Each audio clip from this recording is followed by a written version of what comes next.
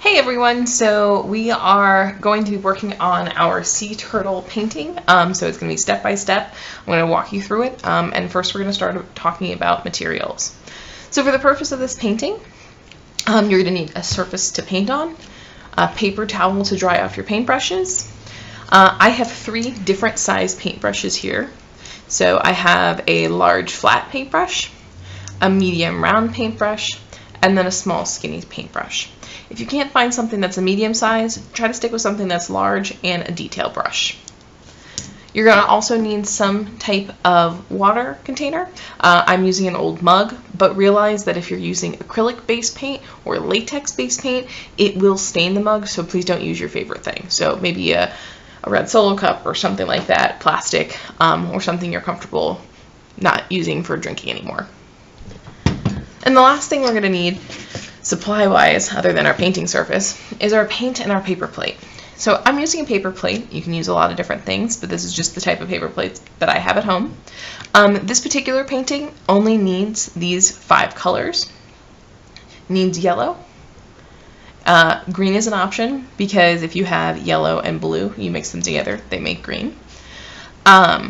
So yellow, green, blue, white, and a tiny dot of red, and we'll use that right at the end of the whole painting. Okay, so before we start painting, we need to prep our workspace. So if you notice, my painting surface is a piece of paper, and I actually have it taped down with painter's tape.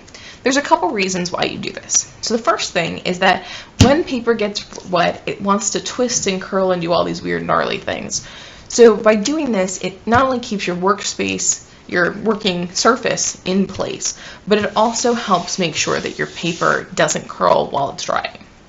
And also gives you this nice thin edge around the whole thing so that if you're happy with the painting, at the end of it, you have kind of a lip to mount it on. And the last thing is that by having painter's tape down, it actually helps maintain the cleanliness of your workstation so that you can pull it up. If you're working with a canvas, realize that you should always paint the edges of your canvas as well. It helps it look a little bit more finished. Okay, so I wanted to show you guys me putting on this painter's tape for a couple reasons. So when I do it, I actually make sure that I put it on my clothing first and then I peel it off. I want to get a lot of fuzzy bits on this because even though this is designed to be removable later on, I've still had it rip paper before. So I just like to get a little bit of kind of clothing fiber on there before I start it. So I'm going to run my fingers around, make sure it's all nice and attached before I begin. Once you have your work surface prepped and your supplies ready to go, we are ready to start painting our sea turtles under the sea.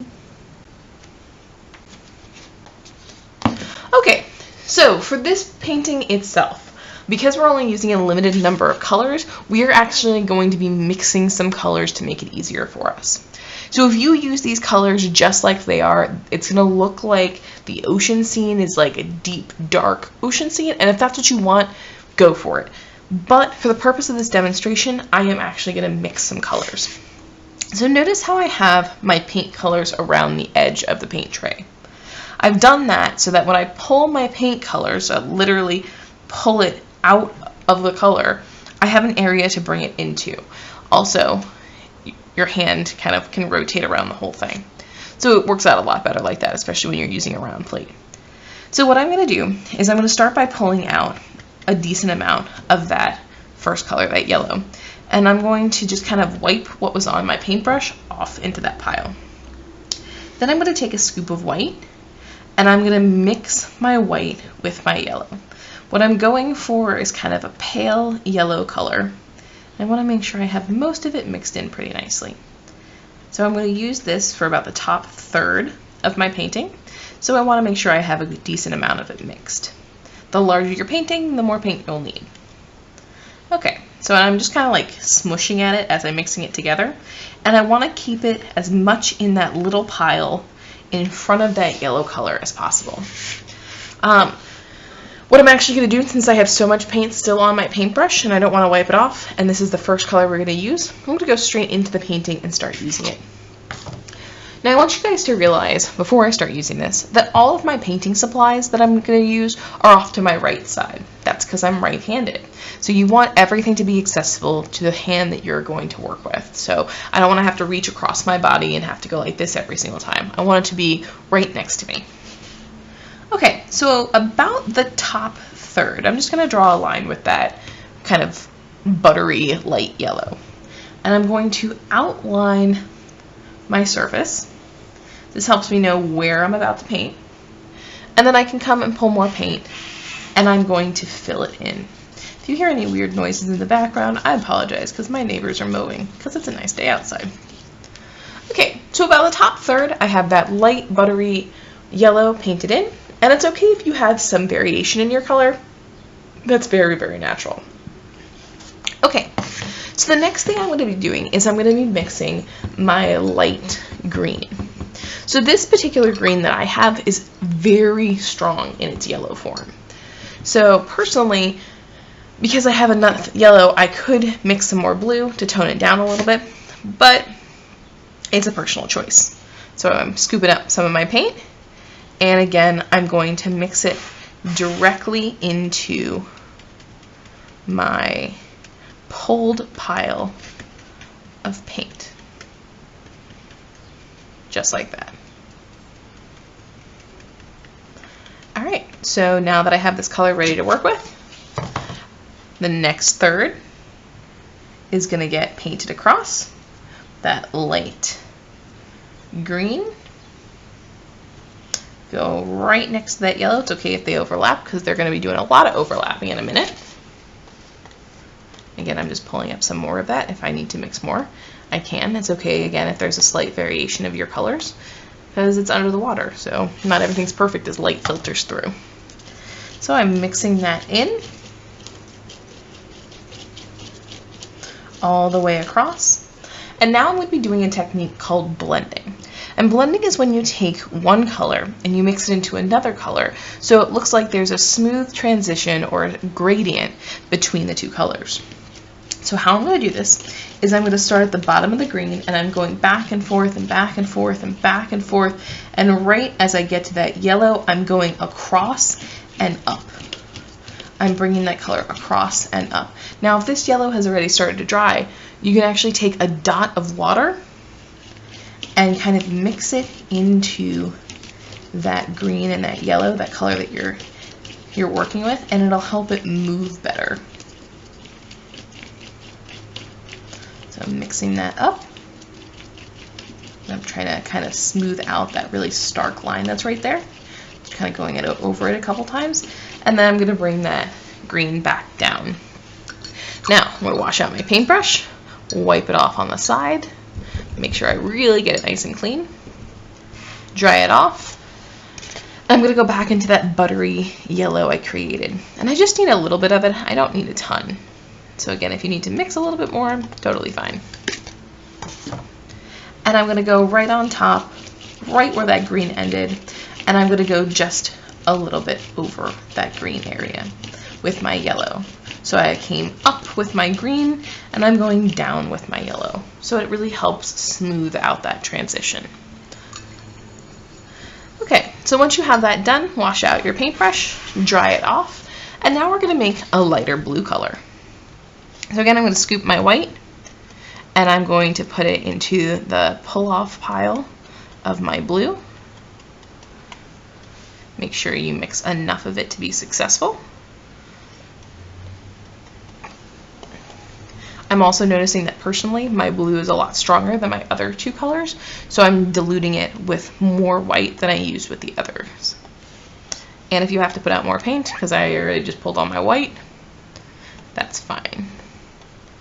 And again, I'm mixing it pretty well. It doesn't have to be perfectly incorporated. Scoop a bunch of that blue.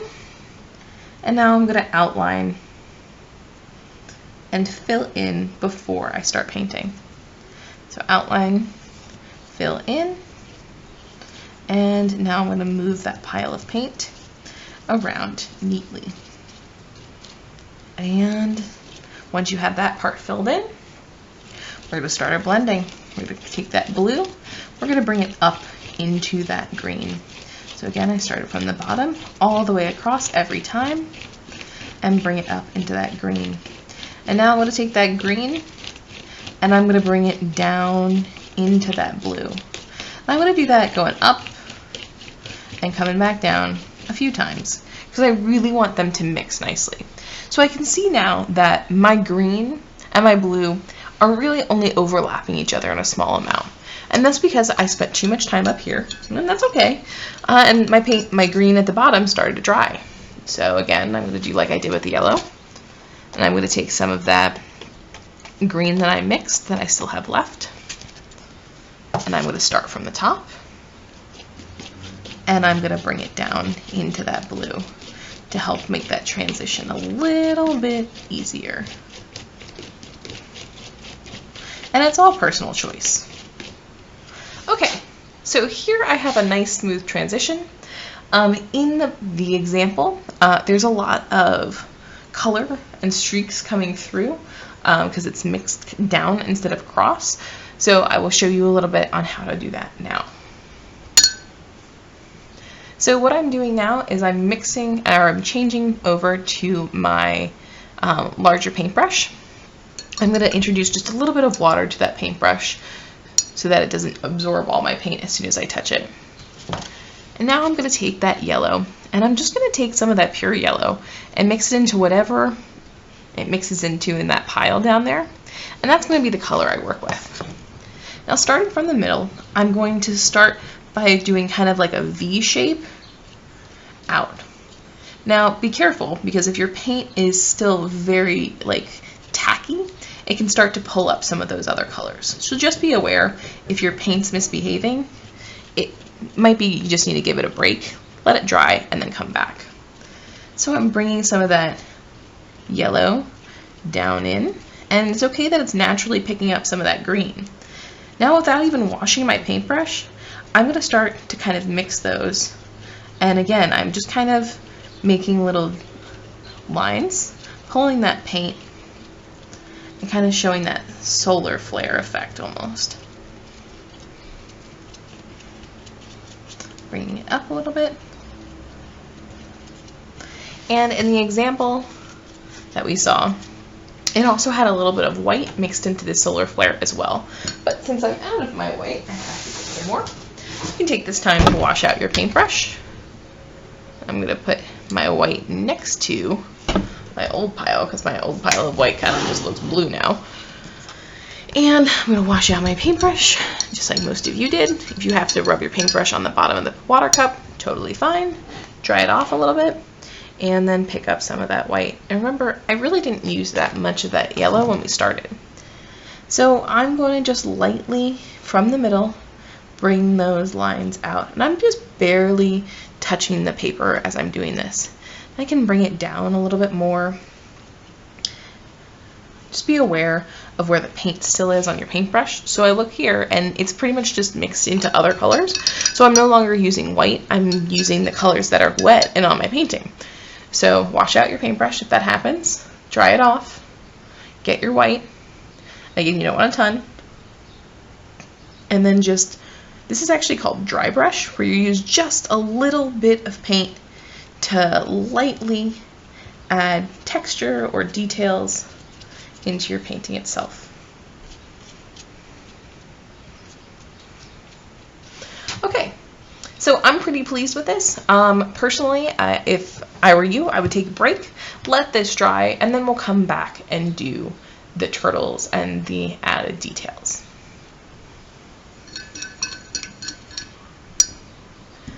Alright everyone, so if you're now taking a break and you're going straight into it, our next piece is going to be in the foreground and how it has kind of that rocky canyon floor. So since we mixed our blue and made it light blue earlier, I'm actually just going to pull from that original blue pile, again using my medium brown paintbrush. And I'm going to start about halfway up my painting, and I'm just going to create with a wiggly edge my rocky surface. Now again, if your paint is thin or your background paint is still wet, you might run into the issue that I have where it's starting to pull up some of that other color.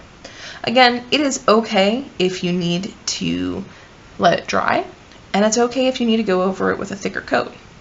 So right now I'm just kind of establishing where this color is going to go, and this rocky floor is not totally flat.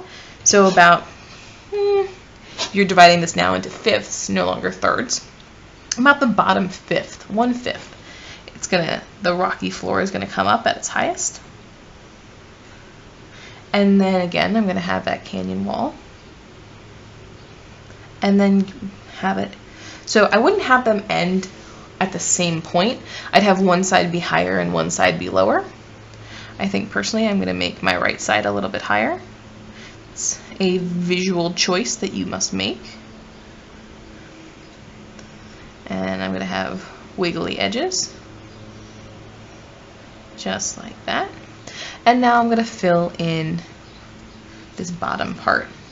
So again, it's that outline fill-in effect that we worked on when we were blending. Now, because my bottom paint is still wet, I'm getting a natural variation in my color. So if you like this, go for it. It's one of those things that will add to the texture and the richness of your overall painting. So really, don't try to paint it out. I personally like being able to see that brushwork, because then you know it's a hand-painted item. Okay, so I'm pretty pleased with this. I could just kind of hint in the background of where maybe another one would be. I'm using just the tip of my paintbrush to kind of hint at that, but I don't have to do very much, and I'm not filling in the whole thing. Because as things get farther away, we have this thing called the illusion of depth. So the illusion that the image is deep and goes far away. And what that means is that as things get farther away, they get smaller, lighter, and less detailed. So I can add some details that represent things that are farther away without actually filling everything in. So it's a little visual way of cheating. But it's a good cheat. It's one of those things that is very helpful.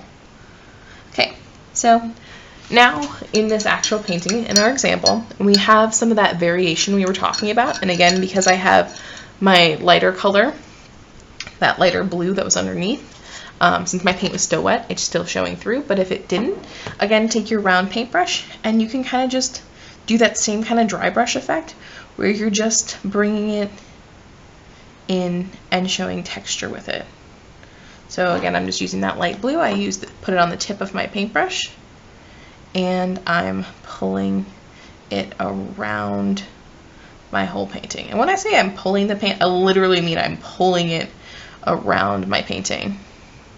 I decide where it goes. You decide where you want yours to go.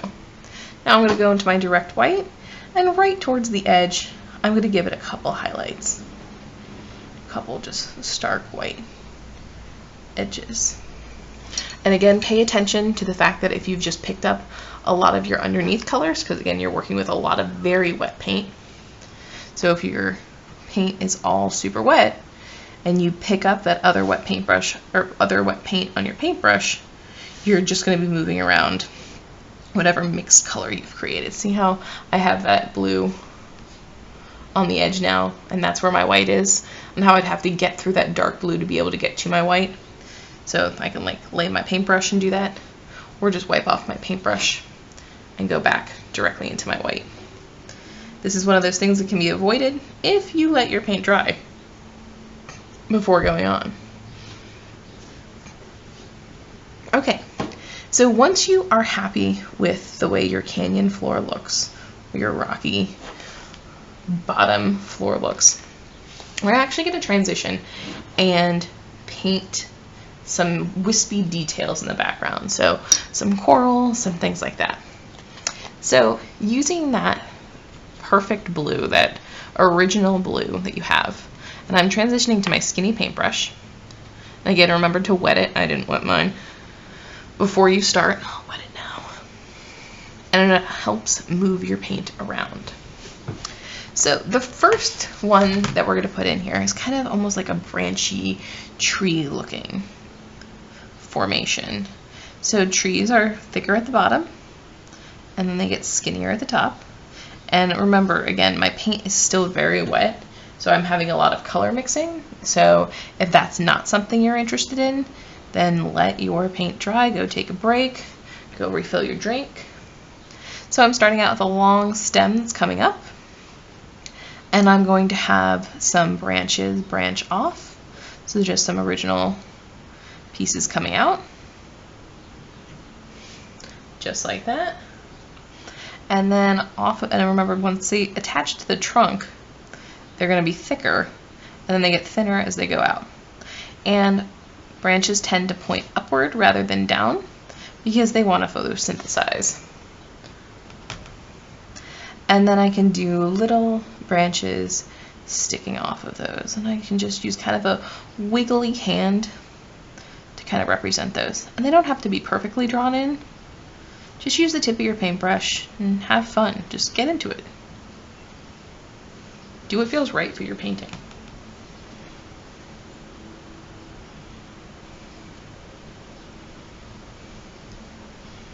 So I'm going to keep doing a couple of these. If you want to add another one of these trees on the other side, you're welcome to. I personally am not, just for the purpose of this demonstration, so I can go on to show you some other details. And it's okay if not every branch perfectly connects back to the tree. That's another one of those visual tricks. So if you notice, like, I've left some gaps in here, it's totally fine. And since we're doing details, I'll actually go ahead and zoom in here so you have a lot better chance of seeing what I'm doing. So, and I'm just kind of painting along, doing those edges, making sure I keep my paint on the tip of my paintbrush, because that's really what I'm doing. Just using the tip of it. Okay, so in this we also see some other types of coral formations, and we're going to do a dabbing technique to show those. So I'm loading up my paintbrush with a decent amount of paint, and I'll readjust the focus so you guys can see. And I'm going to take the whole paintbrush and I'm going to press it down. And I'm going to do that again in a space that's close to it. And I'm going to do this in an overlapping formation to kind of show some coral. And again, so I loaded up my paintbrush, and I can do this in a few different locations. So I put the paintbrush straight down, and it's called a dabbing technique, where you can put a little highlight on these at the end. And I think personally one more. And again, if you like the way these look, you can put them all over your picture. If you'd rather only have one of these, or maybe you don't really like them that much and you don't want to put any of them, it's your choice. It's your painting. Then I'm going to take a little bit of white, because I mentioned that highlight, and I'm going to put just a little bit of white right on the tip of these to kind of represent where they exist in space. So right on the tip to kind of show who's overlapping who, so it visually makes sense. And right here, just like that. Okay, so I'm happy with the amount of coral I have. And finally, I'm going to do some wispy seaweed. So again, still using my skinny paintbrush. And I actually am going to keep some water in this paintbrush as I'm doing this, because I want to thin out my paint color just a little bit. Okay, so I have a pretty watery paintbrush, and now I'm just going to draw some wispy seaweed. I like to be painted in and grow in chunks, and they will overlap each other and sway the ground. They'll go into the ground and they'll overlap and go up. Don't be afraid of making some areas thicker and some areas thinner, and again, have fun with it. And it's a sea painting, like, just go with the flow. And maybe a few over here, some more over there.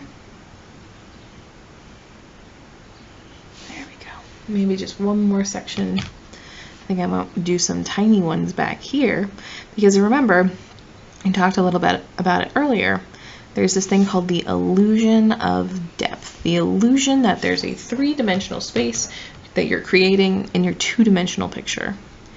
So by doing that, by making objects smaller that are in the background, you're creating the illusion that your picture is three-dimensional.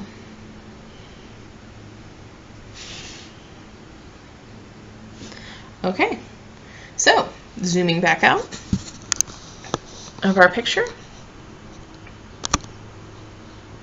finding the right spot, we have one last thing to paint before we add any other details we want to add. So the last thing are our sea turtles. So our sea turtles, we're going to be going back to that rounded paintbrush, this one. I'm going to dry off my paintbrush as much as possible, and I'm going to go straight into my blue. I'm going to load up that paintbrush by spinning it around and picking up paint on all sides. So, how we're going to do these. First of all, it looks almost like an upside down egg shape with a pointy bottom to that egg. So this is going to become the body. So see how I accidentally made that little bloop out? And I guess I'll zoom back in for this. So I'm actually, instead of calling that an accident or a mistake and having to worry about painting it out, I'm just going to make that where his fin goes.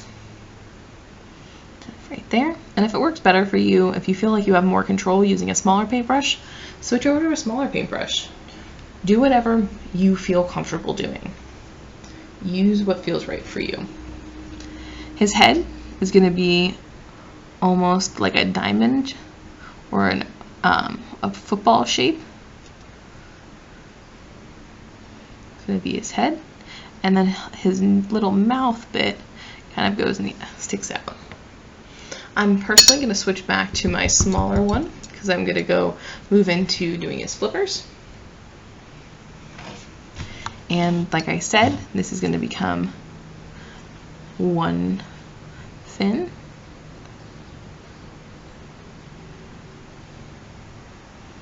And it kind of goes up. It's bigger where it attaches to his body, and then it slowly gets thinner, and he has a bend in his flipper. And that's the mouth part I wanted to fix a little bit, just like that. So again, it comes out from his body and then comes down, kind of ends on a point. And I'm going to use that dabbing technique from earlier to do his feet, just like that, and make sure I have a well-established point for his tail. So that's my first sea turtle. So again, you can use that same paintbrush if you want to, or you can flip back the bigger one. I want to make, personally, my sea turtles about the same size. So I'm starting out by doing that almost semicircle shape and then making a point. Then I'm going to come in, fill that in. And remember, I have a lot, my paint is still very, very wet, so that's why I have a lot of that yellow and that light green showing through. If I were teaching this in real life, I would have told you guys to take a break while the background was painted. Doing that dabbing technique for the foot. I made that foot kind of chubby, so I will just kind of edit the other one and have it make sense. I'm going to go back over it like that to make sure the point's well established. I can actually even curve his feet a little bit. And now adding the head. This one I'm going to have a little bit of a neck too. And then almost a football shape or a light bulb shape on top. And then his nose goes around. Lastly are his fins.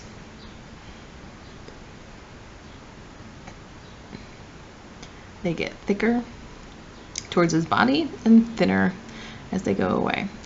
Try to make sure that you have the legs be the same length.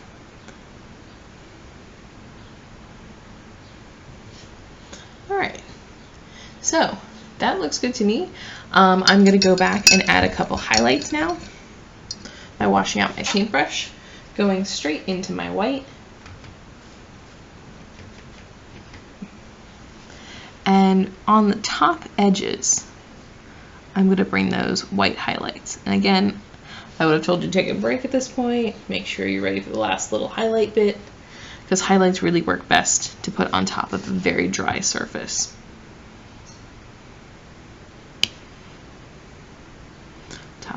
Top edges, top of the foot, like this. Same thing over here, but now this side is closer to the light. Bring this about halfway down across the face. Now, I mentioned when we first started that we were going to use just a dot of red. Now is when we can do that. It helps kind of delineate and change our mindset and get it away from that blue so that you can really notice certain elements. So please make sure that before you do this that you've gotten all of the blue out of your paintbrush, because if you mix blue and red together, it'll make purple. I personally am going to take a little bit of my yellow and mix it in, and that's going to make this almost an orangey color. And that's something I personally am interested in. But since it's a highlight, I want it to be very light. So again, this is a step that I personally would do when everything is dry. But because I'm making this video and don't really want to pause it, I'm going to go straight in. And in just some very sparing spots right on top of a highlight I've already painted, I'm going to paint this reddish, almost tannish color. And it's going to really make you notice and make some areas stand out more than they did before. Just like that. And so now when I zoom out, it almost looks like the sunlight from that yellow has reflected down into the sea life below.